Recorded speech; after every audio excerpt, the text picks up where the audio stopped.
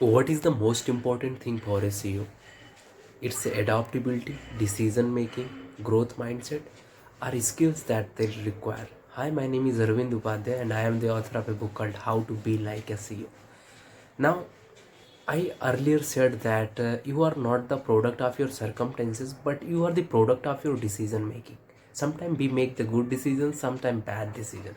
But this depend on us. That's how we are utilizing our mindset to creating and building our decisions.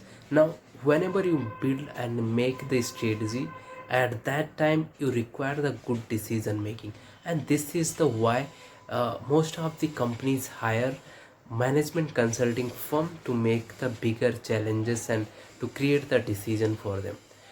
You have to strategically focus on open-minded, good culture at the organization and the growth mindset with the specific type of the adaptability such like a digital transformation and many other requirement things that's continuously going on every day to day, because it's like evolution. Each day changes are coming, so we have to adapt ourselves on behalf of these changes.